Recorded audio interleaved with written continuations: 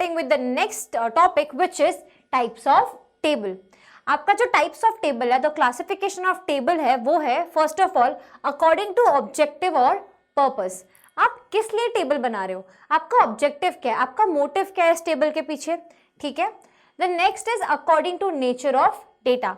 आपका डेटा का नेचर क्या है उस पर भी डिपेंड करता है क्लासिफिकेशन.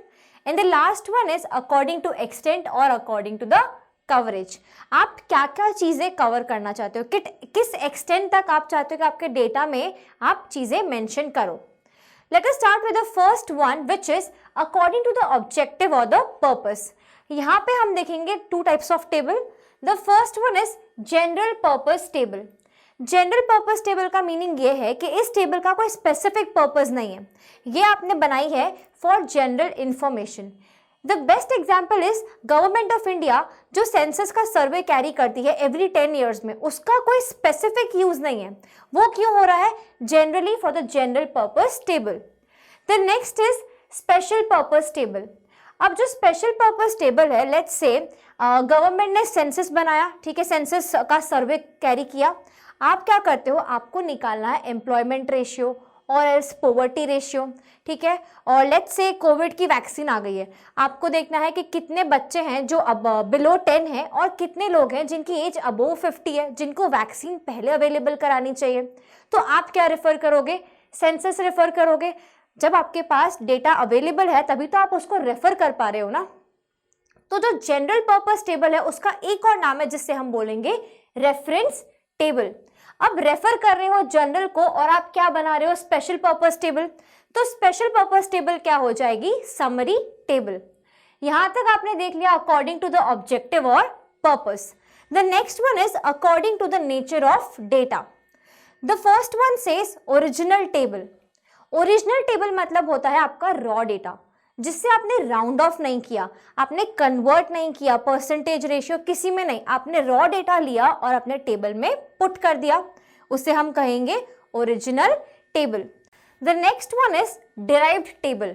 यहाँ पे हमने क्या बात करी कि आपने अपना जो रॉ डेटा है वो पुट कर दिया तो आपकी ओरिजिनल टेबल है.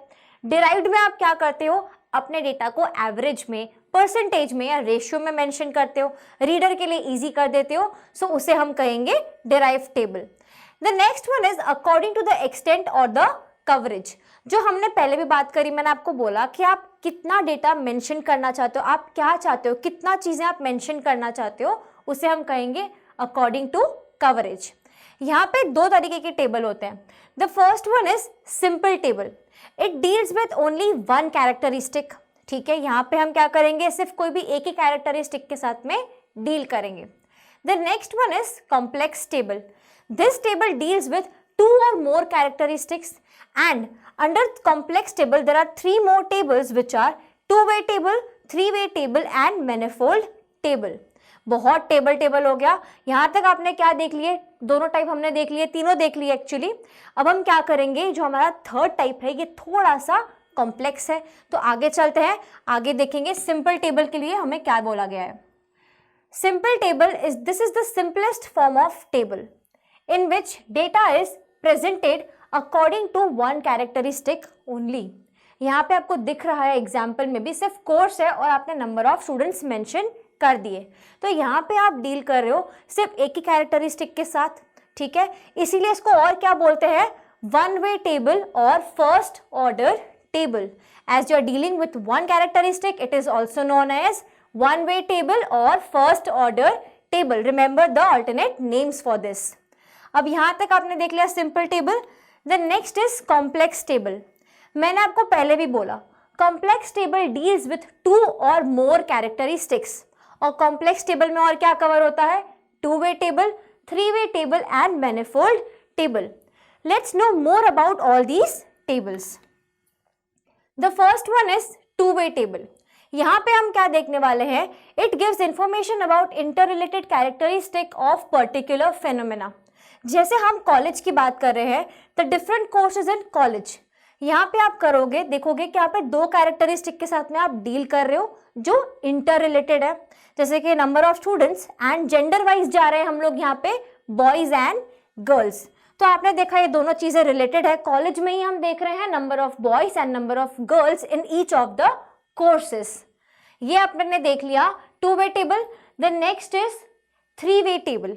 यहाँ पे आप क्या देखोगे, इन अ 3-वे table 3 characteristics of the data are classified.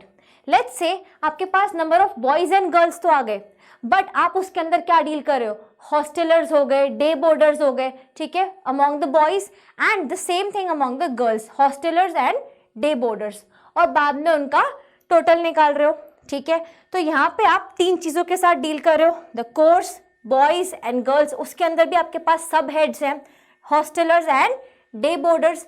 यहाँ पे आपने क्या किया, डेटा को और ज्यादा कवरेज दिया, आपने बहुत सारी चीजें मेंशन की है, ठीक है। इससे ज्यादा भी आप जा सकते हो आगे, और वो हो जाएगा आपका मैनिफोल्ड टेबल। लेट्स से आपने ये हॉस्टलर्स एंड डे बोर्डर्स निकाला, अब आपको चाहिए कि आपके कॉलेज में मैरिड और अनमैरिड बच्चे भी हैं क्या, आपको वो भी देखना है, तो आपका डेटा और कॉम्प्लेक्स हो जाएगा, तो वो चला जाएगा under the head of manifold table. Let's read this one. The table which explains more than 3 characteristics of the data is known as manifold table. यहाँ तक आपने देखा कि आप 3 कैरेक्टरिस्टिक के साथ में डील कर रहे हो, ये क्या हो गया 3-वे। इससे आगे अगर आपको जाना है और डेटा मेंशन करना है तो आप क्या करोगे, मैनिफोल्ड टेबल बनाओगे, और इसमें आप 3 से ज्यादा कैरेक्टरिस्टिक के साथ में डील कर सकते हो। The next point is these table provide information on a large number of interrelated problems or characteristics of a given phenomena.